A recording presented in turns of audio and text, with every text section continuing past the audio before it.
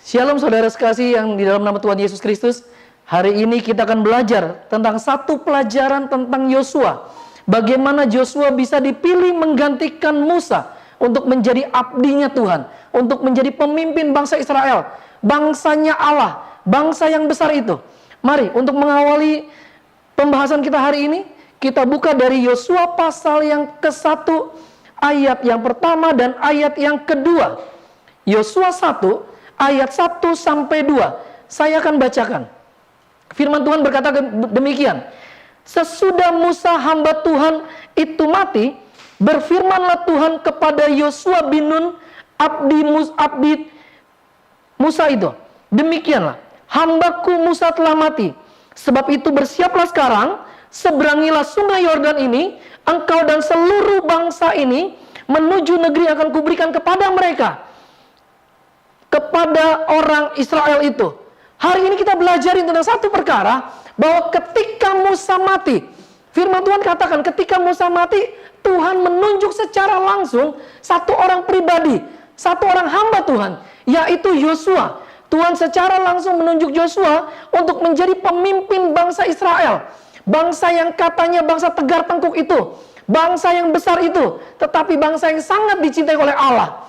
Pertanyaannya, kenapa bukannya Kaleb yang dipilih oleh Tuhan, tetapi Yosua yang dipilih oleh Tuhan untuk menjadikan Musa, untuk menggantikan Musa? Pertanyaannya, mengapa bukannya Kaleb atau bukannya orang yang lain? Padahal ada begitu banyak orang yang sangat berpotensi di bangsa Israel saat itu. Bahkan kita tahu ada pemimpin-pemimpin suku. Dan hari ini kita akan belajar mengapa Yosua bisa mengalami promosi-promosi dalam kehidupannya. Dan saya yakin harusnya sebagai anak-anak Tuhan, kita semua juga harus mengalami promosi-promosi dalam kehidupan kita. Baik itu promosi dalam karakter, promosi dalam usaha kita, promosi dalam kerohanian, dan promosi-promosi bidang yang lainnya. Dan hari ini kita akan belajar satu perkara. Mengapa Yosua dipilih oleh Tuhan untuk menggantikan Musa? Pertanyaannya gini, ketika saat itu ada dua orang yang Tuhan pilih secara langsung, yaitu Kaleb dan Yosua. Saya pelajari, kenapa bukannya Kaleb? Padahal arti nama Kaleb dalam bahasa Ibrani disebutkan sebagai artinya anjing atau setia. Orang yang sangat setia, orang yang melayani pekerjaan Tuhan secara setia. Tetapi Tuhan secara langsung memilih Yosua untuk menggantikan Musa, abdi Allah itu. Kenapa Yosua yang dipilih? Kalau kita pelajari, arti nama Yosua diambil dari kata Jehoshua. Jehoshua artinya Joshua. Jehoshua berarti juru selamat. Jehoshua berarti orang yang akan membawa bangsa Israel, umat kepunyaan Allah, umat Allah sendiri, menuju atau masuk ke dalam satu negeri perjanjian. Negeri perjanjian yang sudah dijanjikan oleh Allah. Negeri yang sudah dijanjikan berlimpah dengan susu dan madu itu. Negeri yang penuh kemenangan itu. Dan hari ini kita akan belajar satu perkara. Mengapa Yosua dipilih oleh Tuhan untuk menggantikan Musa? Satu ayatnya. Yang pertama adalah, mari kita buka dari kitab Keluaran, pasal yang ke-17, ayat yang ke-9 sampai ke-10. Alasan pertama, mengapa Yosua dipilih oleh Tuhan untuk menggantikan Musa? Bukan yang lainnya, tetapi Yosua. Bahkan secara langsung Allah memilih Yosua untuk menggantikan Musa. Keluaran pasal yang ke-17 ayat 9 sampai 10 berkata seperti demikian. Musa berkata kepada Yosua, pilihlah orang-orang bagi kita, lalu keluarlah berperang melawan orang Amalek. Besok aku akan berdiri di puncak bukit itu dengan memegang tongkat Allah di tangan kananku. Ayat 10-nya ayat yang sangat keren sekali mengatakan begini. Lalu Yosua melakukan seperti yang dikatakan Musa. Ayat pertamanya, mengapa Yosua dipilih oleh Tuhan untuk menggantikan Musa? Saya tulis alasan pertamanya adalah karena Yosua adalah pribadi yang dapat dipercaya. Bagaimana kita bisa mengalami promosi-promosi dalam kehidupan kita? Mari, jadilah orang yang dapat dipercaya. Jadilah hamba Tuhan yang dapat dipercaya. Jadilah pekerja yang dapat dipercaya. Jadilah imam dalam rumah tangga, seorang imam yang dapat dipercaya. Jadilah ibu rumah tangga yang dapat dipercaya. Jadilah pekerja-pekerja Kristen, pekerja-pekerja yang dapat dipercaya. Jadilah pelajar-pelajar Kristen, jadilah mahasiswa-mahasiswa Kristen, mahasiswa dan pelajar yang dapat dipercaya. Sehingga apa? Ketika kita jadi orang yang dapat dipercaya, firman Tuhan pasti mengatakan begini, kita akan mengalami promosi demi promosi dalam kehidupan kita. Karena dalam kitab Amsal dikatakan, orang yang dapat dipercaya akan mendapat banyak berkat. Artinya ketika kita mau diberkati, ketika kita mau mengalami promosi demi promosi, jadilah orang yang dapat dipercaya. Yang pertama, jadilah orang yang dapat dipercaya. Agak menyedihkan ketika satu survei dari survei sebuah jajak pendapat dari Josh Barna. Menyedihkannya begini, survei itu mengatakan orang-orang yang rohaniawan itu hanya menerima 11% dari pertanyaan begini, profesi apa yang dapat dipercaya. Ternyata ada begitu banyak rohaniawan sendiri juga bukan orang-orang yang dapat dipercaya. Survei Josh Barna mengatakan hanya 11%. Artinya sangat menyedihkan sekali, sangat sedikit sekali. Artinya apa? 89% orang yang bergerak di bidang kerohanian itu adalah orang-orang yang nggak bisa dipercaya. Survei ini mengatakan seperti itu. Tapi sebagai anak-anak Tuhan, mari jadilah orang yang dapat dipercaya. Lewat apa? Lewat nilai-nilai integritas yang Tuhan ajarkan kepada kita. Ketika Joshua dipilih oleh Tuhan, Tuhan bukanlah Tuhan yang sembarangan memilih Joshua untuk mengangkat Joshua sembarangan. Enggak. Joshua dipilih Tuhan karena Tuhan tahu bahwa Joshua adalah orang yang dapat dipercaya. Bahkan ada ayat lain yang mengatakan begini, ketika Joshua dipilih untuk menjadi pengintai, mereka memberitakan, Joshua dan Kaleb memberitakan hal yang sebenar-benarnya. Artinya apa?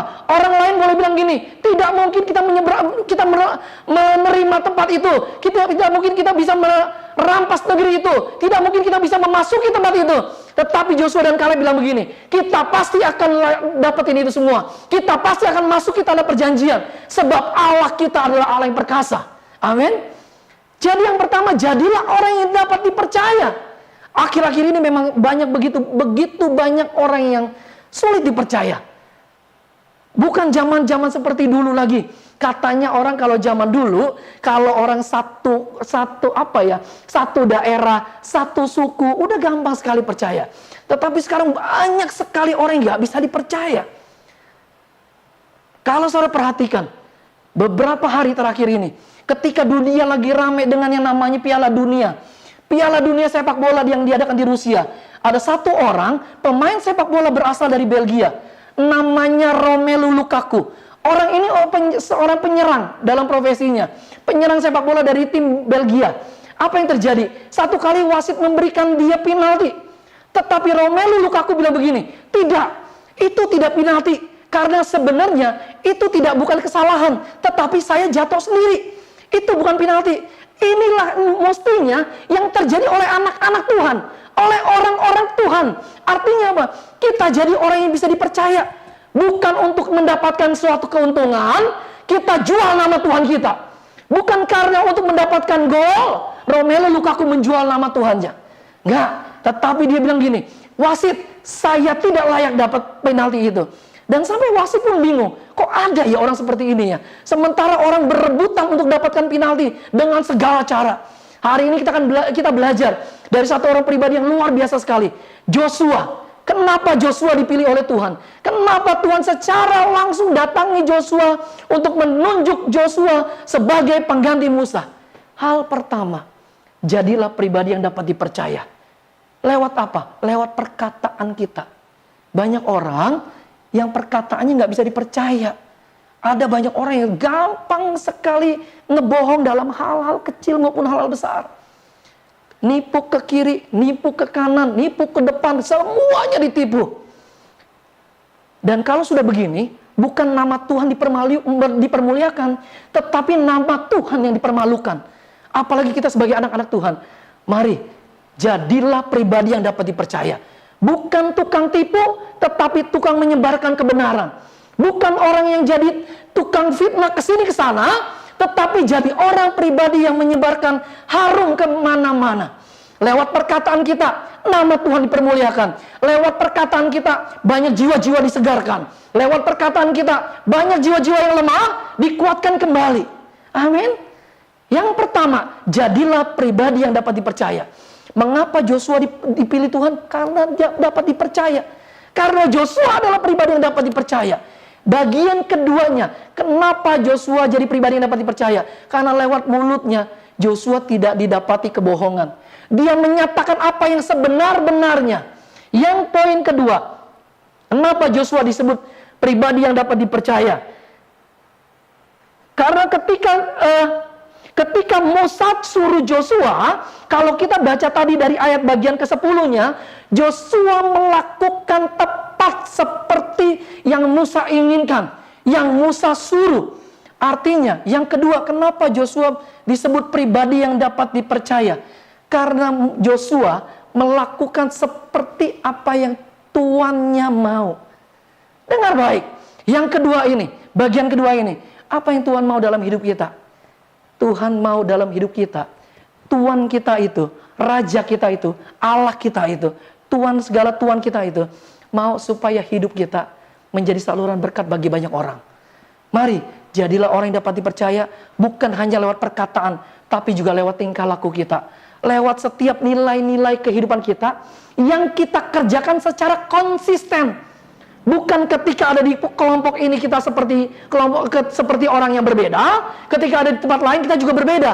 Enggak, tetapi kita jadi orang yang konsisten menyebarkan kebenaran, konsisten melakukan kebenaran, konsisten menyatakan kebenaran, konsisten dimanapun ditempatkan, kita jadi pribadi yang konsisten melakukan kebenaran. Bagaimana kita bisa jadi orang pribadi yang dapat dipercaya? Yang pertama, lewat perkataan kita harusnya jadi orang yang dapat dipercaya. Tetapi yang kedua, kita harus konsisten, bukannya berubah-berubah. Ayo, jadilah pribadi yang konsisten dalam melakukan kebenaran. Jadilah orang yang konsisten dalam ketika kita jadi orang yang dapat dipercaya. Bukan orang yang sembarangan, tetapi orang yang konsisten melakukan kebenaran. Amin. Hari ini kita belajar dua hal ini. Bagaimana Joshua bisa dipilih Tuhan. Salah satunya adalah alasan Tuhan memilih Joshua.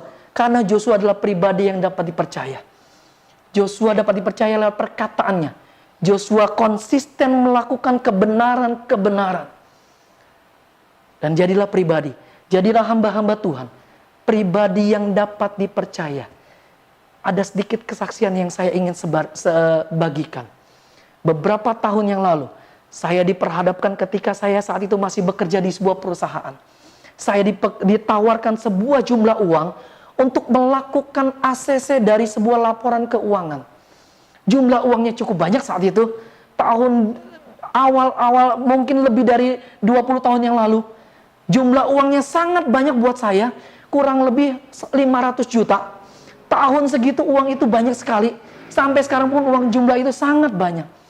Ketika saya bilang begini, saya tidak akan pernah meng-ACC laporan keuangan itu. Saya akan laporkan apa adanya.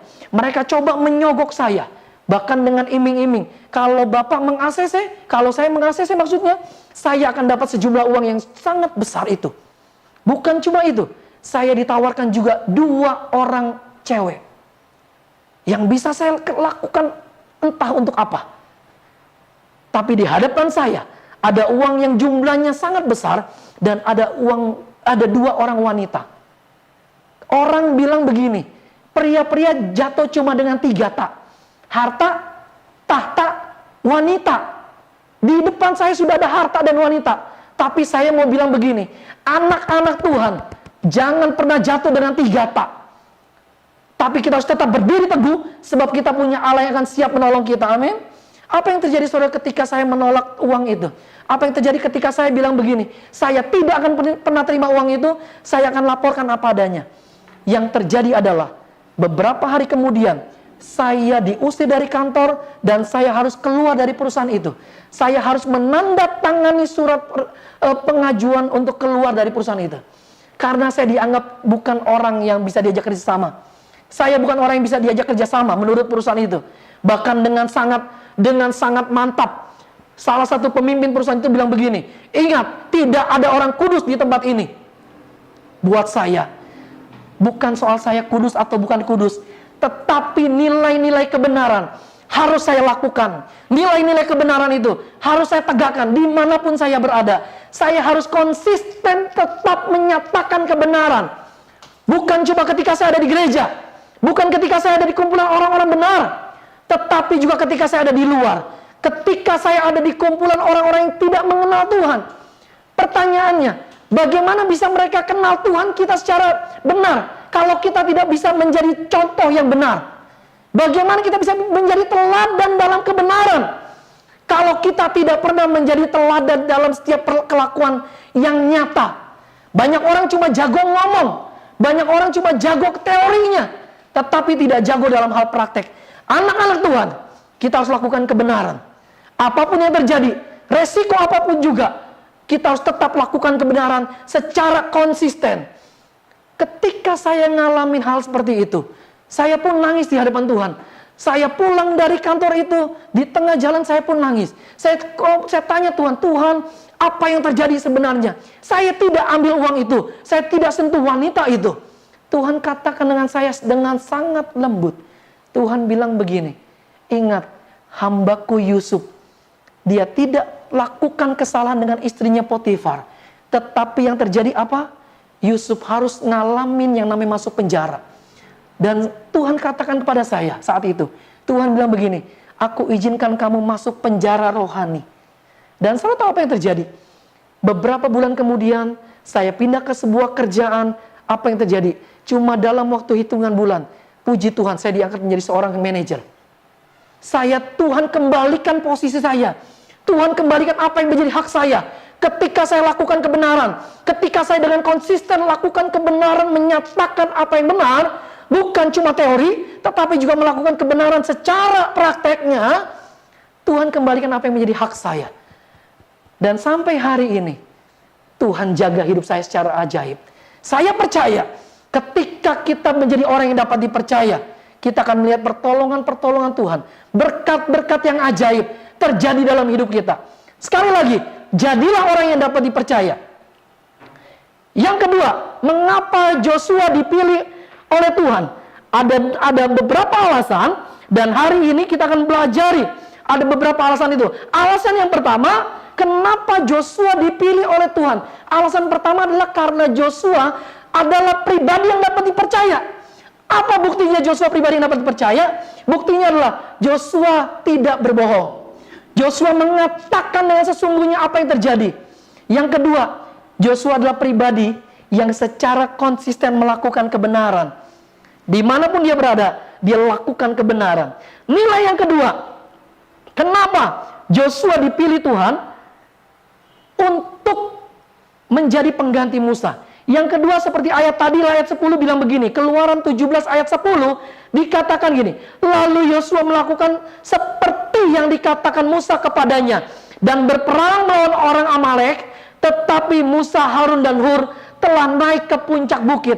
Apa yang dilakukan oleh Musa, Harun dan Hur?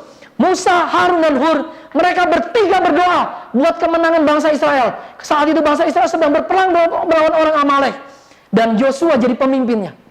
Tuhan katakan begini, Joshua lakukan ini, Joshua lakukan itu. Yang Joshua lakukan adalah tepat seperti apa yang Tuhan mau, tepat seperti apa yang tuannya mau, tepat seperti apa yang Musa mau. Seperti petunjuk Musa, itulah yang dilakukan Joshua.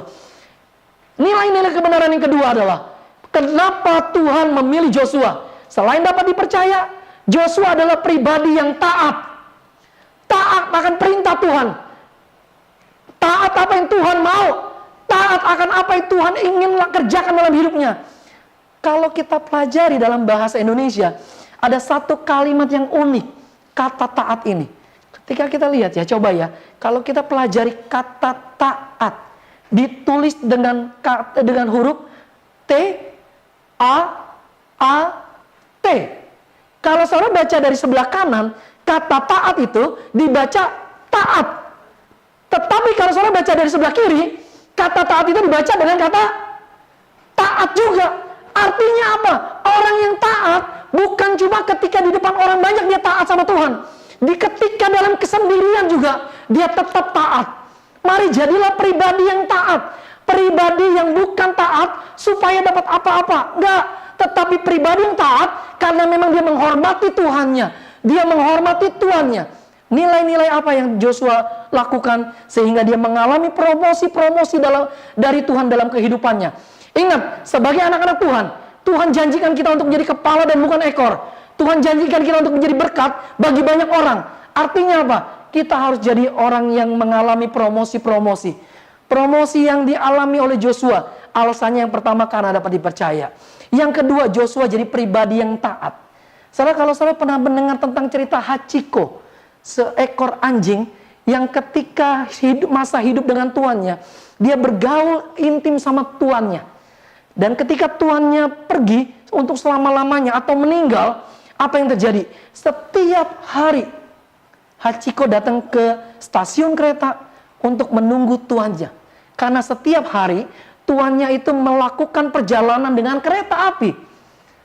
Dan sampai hari ini kalau saudara lihat di Jepang, ada satu patung anjing disebut dengan patung Hachiko. Lambang ketaatan, lambang keintegritasan seorang pribadi, lambang anak tua, lambang seekor anjing yang disebut dengan taat. Taat bukan ketika tuannya ada, tetap taat ketika tuannya nggak ada juga. Sama seperti kita. Jadilah pribadi yang taat, bukan ketika kita ada di hadapan banyak orang, tetapi ketika kita sendirian juga. Banyak orang bilang begini, bahkan ada satu kalimat motivasi yang mengatakan seperti ini. Apa yang kita lakukan ketika kita sendiri, itulah pribadi kita. Tapi saya mau katakan begini, kata taat tadi kita sudah baca dari kanan pun ditulis dengan kata taat. Dibaca dari kiri pun tertulis dengan kata taat. Artinya apa? Ketika kita rame-rame di gereja, di hadapan orang-orang benar, kita bisa taat di hadapan Tuhan. Tetapi juga ketika kita sendiri, mari belajar taat. Dengar baik, Tuhan lihat apa yang kita lakukan. Tuhan lihat apa yang kita kerjakan. Tuhan lihat isi hati kita. Apa yang dilakukan Daud ketika Daud sendirian. Dia memuji Allah dengan kecapinya. Sehingga apa? Ketika dia diperhadapkan dengan iblis yang mengganggu Saul, Daud dengan mudah mengusir iblis itu dengan kecapinya. Yang dilakukan Daud ketika sendirian, dia nggak lakukan hal-hal yang menentang pekerjaan Tuhan. Dia tidak melakukan hal-hal yang menentang Tuhannya sendiri. Enggak, tetapi dia coba memuji Tuhan. Bapak, Ibu, Saudara yang dikasihi Tuhan, mari, sekalipun kita saat ini lagi sendirian, kita sedang tidak ada orang melihat kita sekalipun, ingat, kita masih punya Tuhan yang tidak pernah buta, yang selalu matanya tertuju kepada anak-anaknya, yang selalu melihat apa yang kita kerjakan. Jadilah pribadi yang taat. Jadilah pribadi yang taat. Pribadi yang taat bukan karena untuk dipuji. Pribadi yang taat bukan untuk kita dapat sesuatu, tetapi pribadi yang taat memang karena perintah Tuhan. Dua hal yang hari ini kita pelajari dari mengapa Joshua dipilih oleh Tuhan untuk menggantikan Musa. Alasan yang pertama adalah Joshua pribadi yang dapat dipercaya. Jadilah orang yang dapat dipercaya. Jadilah hamba-hamba Tuhan yang dapat dipercaya. Mari kita tunggang balikan survei tentang yang dilakukan oleh Josh Barna tadi. Kalau orang-orang bilang 11% hanya rohaniawan yang bisa dipercaya, jadilah rohaniawan yang 100% yang dapat dipercaya. Supaya apa? Supaya nama Tuhan dipermuliakan lewat hidup kita. Amin. Supaya kita ngalamin promosi-promosi dari Tuhan. Yang kedua, mengapa Joshua bisa mengalami promosi dari Tuhan? Karena Joshua adalah orang yang taat akan perintah tuannya. Jadilah hamba-hamba Tuhan, jadilah anak-anak Tuhan, jadilah anak-anak muda. Anak-anak muda yang taat, anak-anak muda yang berdampak bagi banyak orang, anak-anak muda yang mengalami karakter-karakter Yosua. Jadi orang yang taat. Mari, apapun yang kita lakukan, apapun yang kita hadapi, jadilah orang yang taat. Karena apa? Karena Kristus Kristus sudah menjadi teladan dalam ketaatan kita. Jadilah pribadi yang taat, pribadi yang tidak kompromi dengan apapun yang namanya dosa. Tetapi pribadi yang tetap berjalan teguh, pribadi yang tetap mengarah langkah-langkahnya kepada Tuhan semata. Dan hari ini, saya percaya, ketika kita menjadi orang yang dapat dipercaya, ketika kita jadi orang pribadi yang taat, saya percaya, promosi dari Tuhan segera akan terjadi dalam hidup kita. Amin. Dan hari ini, nikmatilah promosi dari Allah. Jadilah pribadi yang dapat dipercaya. Jadilah pribadi yang taat. Tuhan Yesus memberkati. Mari kita berdoa. Bapa, di dalam nama Tuhan Yesus Kristus, kami mengucap syukur buat firman-Mu ini Tuhan. Biarkan Tuhan firman-Mu ini bukan hanya kami dimampukan menjadi pendengar, bukan hanya kami dimampukan menjadi pembicara, tetapi kami dimampukan untuk menjadi pelaku akan kebenaran firman-Mu ini Tuhan. Biarkan kami jadi orang-orang yang dapat dipercaya. Biarlah kami menjadi pribadi-pribadi yang taat kepadamu Tuhan. Apa yang Tuhan mau, itu yang kami kerjakan. Apa yang Tuhan mau, itu yang kami lakukan Tuhan. Malam hari ini Tuhan, di hadapan hamba-Mu ini Tuhan, banyak anak-anak-Mu Tuhan yang sedang menyaksikan acara ini Tuhan. Hamba percaya Tuhan, apapun yang sedang mereka gumulkan, biarlah mereka boleh menjadi pribadi yang tetap dapat dipercaya. Apapun yang sedang mereka gumulkan, biarlah mereka tetap percaya akan kasih Kristus, akan tetap taat akan Tuhan. Dan kami percaya Tuhan, promosi yang dari Tuhan tidak akan pernah tertunda-tunda. Kami akan mengalami promosi-promosi dari Allah. Kami akan melihat pekerjaan Allah terjadi dalam hidup kami. Kami akan melihat kami menjadi kepala dan bukan ekor terjadi dalam hidup kami. Di dalam nama Tuhan Yesus Kristus yang diberkati, sama-sama katakan amin.